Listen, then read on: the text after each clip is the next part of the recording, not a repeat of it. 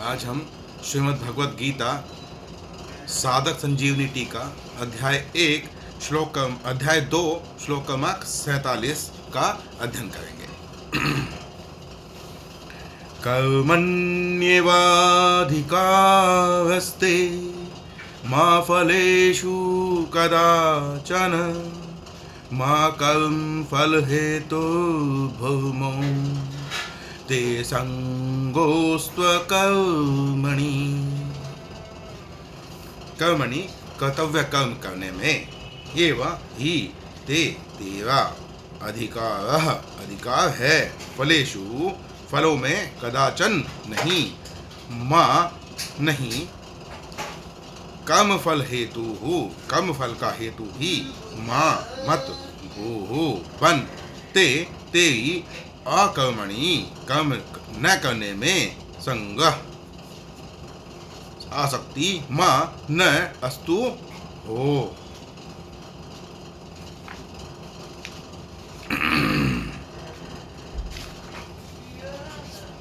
व्याख्या।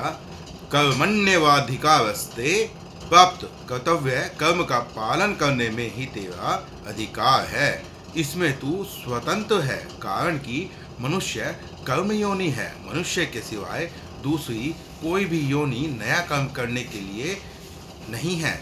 पशु पक्षी आदि जंगम और वृक्ष लता आदि स्थावर प्राणी तथा नया कर्म नहीं कर सकते। देवता आदि में नया कर्म करने की सामर्थ्य तो है, पर वे केवल पहले किए गए यज्ञ दान आदि शुभ कर्मों का फल भोगने के लिए ही हैं। वे भगवान के विधान के अनुसार मनुष्यों के लिए कर्म करने की सामग्री दे सकते हैं, पर केवल सुख भोग में ही लिप्त रहने के कारण स्वयं नया कर्म नहीं कर सकते।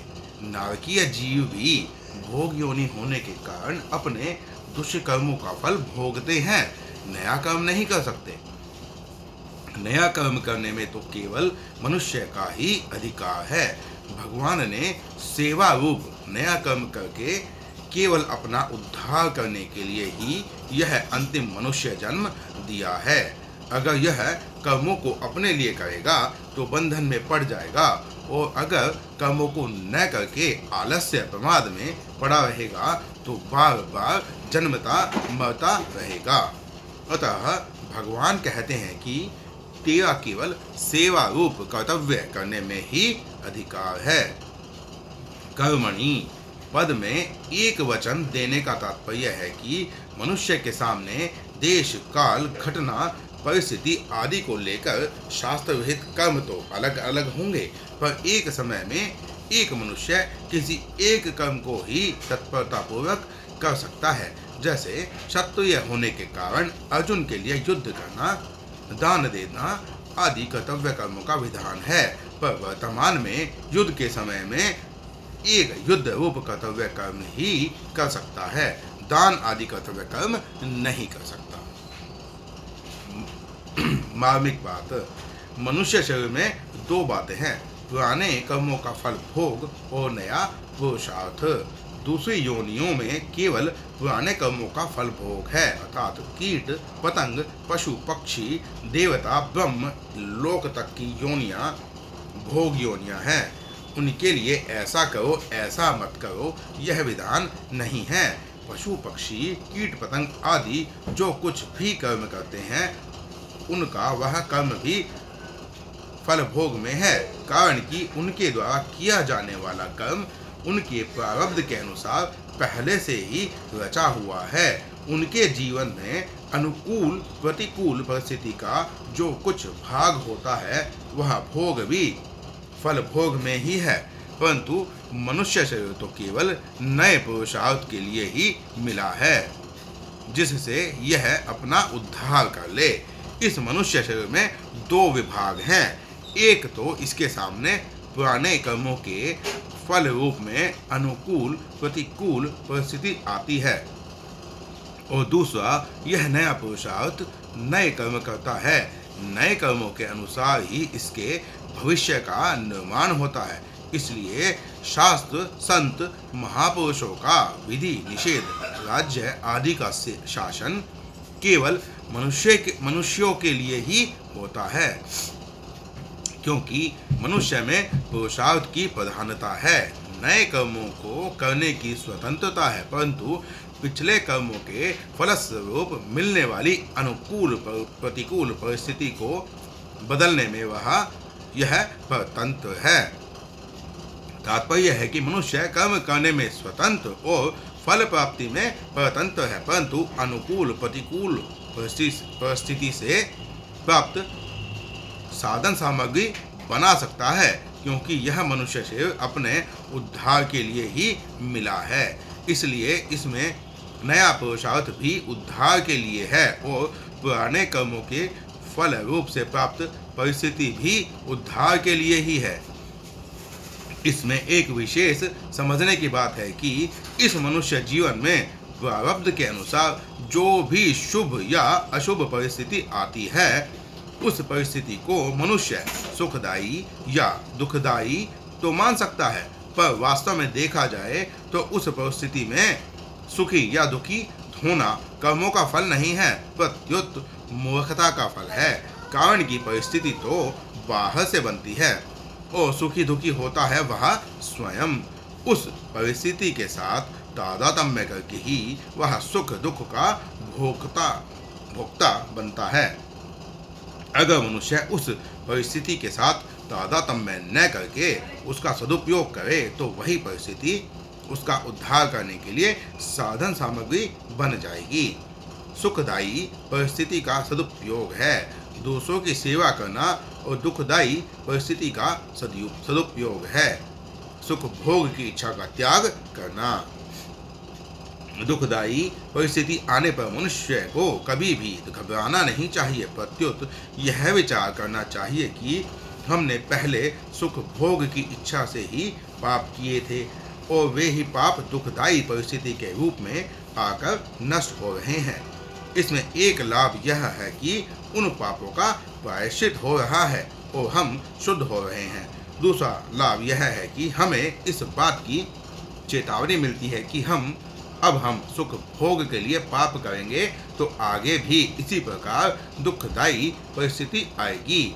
इसलिए सुख भोग की इच्छा से अब कोई काम करना ही नहीं है, प्रत्युत प्राणी मात्र के हित के लिए ही काम करना है। तात्पर्य यह हुआ कि पशु पक्षी कीट पतंग आदि योनियों के लिए पुराने कर्मों का फल और नया कर्म ये दोनों ही भोग रूप हैं और मनुष्य के लिए पुराने कर्मों का फल और नया कर्म पुरुषार्थ ये दोनों ही उद्धार के साधन हैं।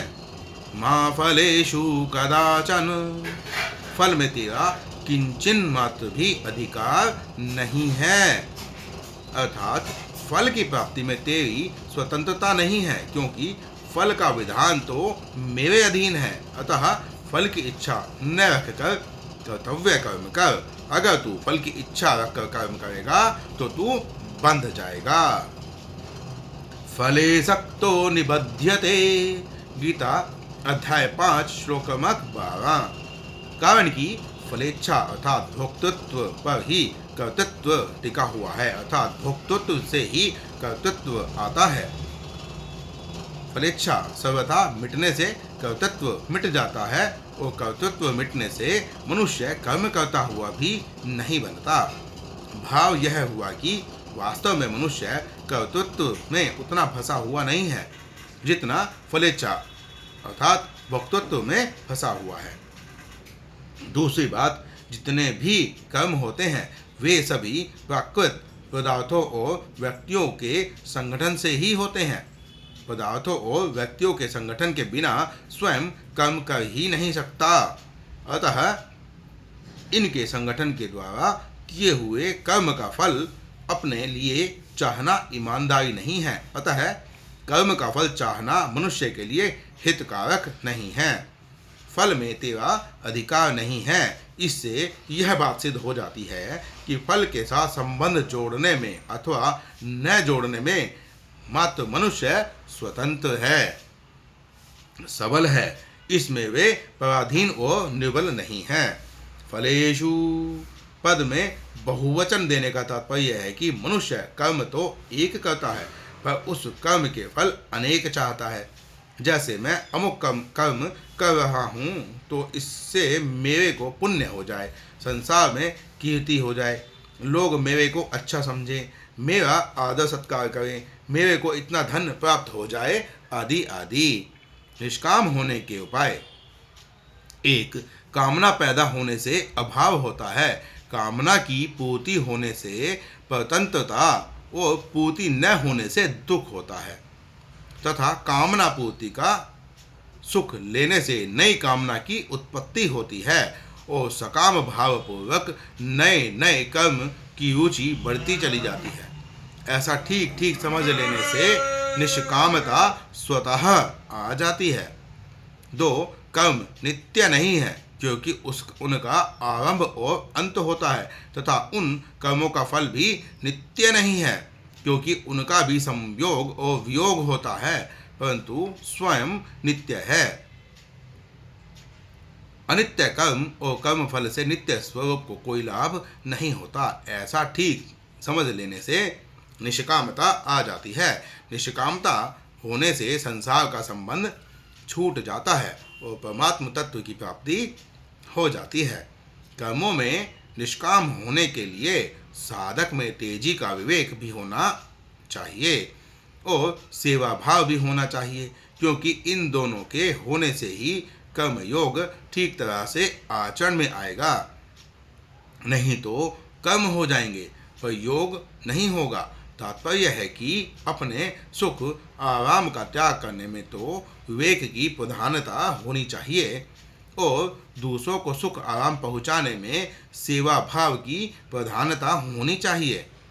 मा कर्म फल हेतु भूः, तू कर्म फल का हेतु भी मत बन। तात्पर्य है कि शरीर, इंद्रियां, मन, बुद्धि आदि कर्म सामग्री के साथ अपनी किंचन मात्र भी ममता नहीं रखनी चाहिए, क्योंकि इनमें ममता होने से मनुष्य कर्म फल का हेतु बन जाता है।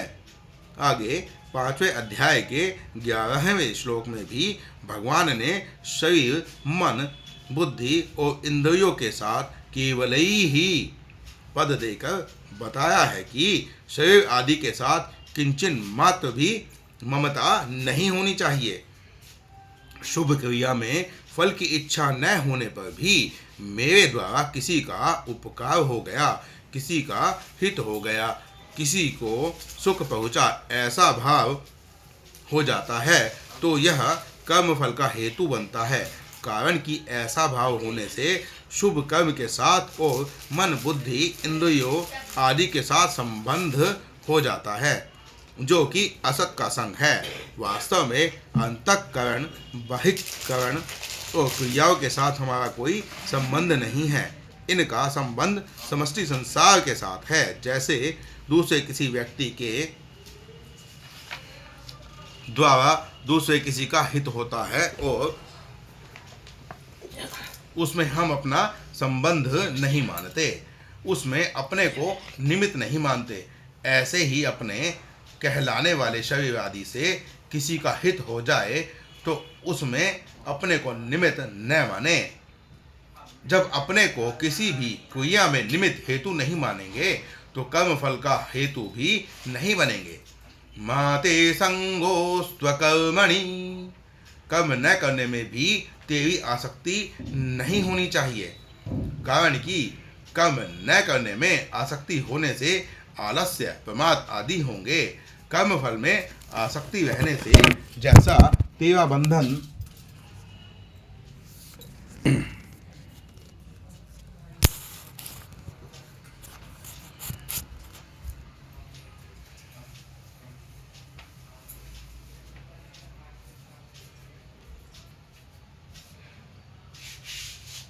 वैसा ही बंधन कर्म न करने में आलस्य, प्रमाद आदि से होता है।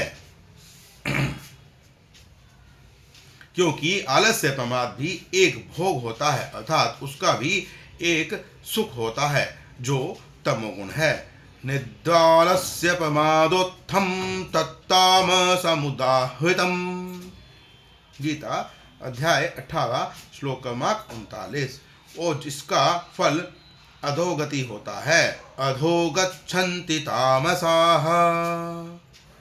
गीता अध्याय 14 श्लोक क्रमांक 18। तात्पर्य यह हुआ कि राग आसक्ति कहीं भी होगी तो वह बांधने वाली हो ही जाएगी। कारणं गुणसंगोऽस्य सदसद्योनिजन्मसु। गीता अध्याय 13 श्लोक क्रमांक 21। कर्म रहित होने से हमें लौकिक लाभ होगा, संसार में हमारी प्रसिद्धि होगी आदि कोई सांसारिक प्रयोजन भी नहीं होना चाहिए, और समाधि लग जाने से आध्यात्मिक तत्व में हमारी स्थिति होगी आदि कोई पारमार्थिक प्रयोजन भी नहीं होना चाहिए। तात्पर्य है कि कर्म न करने से सांसारिक और पारमार्थिक उन्नति होगी। यह भी कर्म न करने में आसक्ति है, क्योंकि वास्तविक तत्व कर्म करने और न करने से अतीत है। इस श्लोक में भगवान का यह तात्पर्य मालूम देता है कि परिवर्तनशील वस्तु, व्यक्ति, पदार्थ, क्रिया, घटना, परिस्थिति, अवस्था, स्थूल, सूक्ष्म कारण शरीर के आदि के साथ साधक की सर्वथा निर्लिप्तता होनी चाहिए। उसके साथ किंचन मात्र भी किसी तरह का संबंध नहीं होना चाहिए। इस श्लोक के 4 चरणों में 4 बातें आई हैं। 1. कर्म करने में तेरा अधिकार, कर्म करने में ही तेरा अधिकार है, फल में कभी तेरा अधिकार नहीं है। तू कर्म फल का हेतु भी मत बन, और कर्म न करने में भी तेरी आसक्ति न हो। इनमें से पहले और चौथे चरण की बात एक है तथा दूसरे और तीसरे चरण की बात एक है। पहले चरण में कर्म करने में अधिकार बताया है और चौथे चरण में कर्म न करने में आसक्ति होने का निषेध किया है। दूसरे चरण में फल की इच्छा का निषेध किया है और तीसरे चरण में फल का हेतु बनने का निषेध किया है।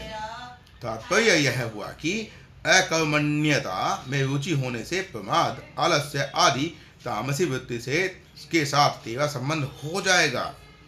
कर्म एवं कर्म फल के साथ संबंध जोड़ने से तेरा राजसी वृत्ति के साथ संबंध हो जाएगा। प्रमाद, आलस्य, कर्म फल आदि का संबंध न रहने पर जो विवेकजन्य सुख होता है, प्रकाश मिलता है, ज्ञान मिलता है, उसके साथ संबंध जोड़ने से सात्विकी वृत्ति के साथ संबंध हो जाएगा। इनके साथ संबंध होना ही जन्म मरण का कारण है। अतः साधक कर्म फल और इनके त्याग का सुख, इनमें से किसी के भी साथ अपना संबंध न जोड़े, इसमें राग या आसक्ति न करे। कर्म करते हुए इनके साथ संबंध न रखना ही कर्म योग है। परिशिष्ट भाव, एक कर्म विभाग है और एक फल विभाग है। मनुष्य का कर्म विभाग में ही अधिकार है, फल विभाग में नहीं। कारण कि नया पुरुषार्थ होने से कर्म विभाग करना मनुष्य के अधीन है और पूर्वकृत कर्मों का भोग होने से फल विभाग होना प्रारब्ध के अधीन है। कर्म योग की दृष्टि से देखें तो मनुष्य को साधन, सामग्री, वस्तु, योग्यता और सामर्थ्य मिली है, वह प्रारब्ध है, और उसका सदुपयोग करना अर्थात उसको अपना और अपने लिए न मानकर प्रत्युत दूसरों का और दूसरों के लिए मानकर उनकी सेवा में लगना पुरुषार्थ है। कर्म योग में मुख्य बात है अपने कर्तव्य के द्वारा दूसरे के अधिकार की रक्षा करना और कर्म फल का प्रयोग का अर्थात अपने अधिकार का त्याग करना। दूसरे के अधिकार की रक्षा करने से पुराना राग मिट जाता है और अधिकार का त्याग करने से नया राग पैदा नहीं होता। इस प्रकार पुराना राग मिटने से और नया राग पैदा न होने से कर्मयोगी वीतराग हो जाता है। वीतराग होने पर उसको तत्व ज्ञान हो जाता है। कारण कि तत्व ज्ञान की प्राप्ति में नाशवान असत वस्तुओं का राग ही बाधक है। रागो लिंगमबोधस्य चित्व्ययाम भूमिषु कुतश्चाद्वलता तस्य यस्याग्निकोटवेतरोः। तात्पर्य है कि वस्तु, व्यक्ति और क्रिया में मन का जो राग खिंचाव है, यह अज्ञान का खास चिन्ह है। जैसे किसी वृक्ष के कोटर में आग लगी हो तो वह वृक्ष हरा भरा नहीं रहता, सूख जाता है। ऐसे ही जिनके भीतर राग रूपी आग लगी हो उसको शांति नहीं मिल सकती। श्री सीताराम। अगले वीडियो में हम फिर अध्याय 2 श्लोक क्रमांक 48 का अध्ययन करेंगे।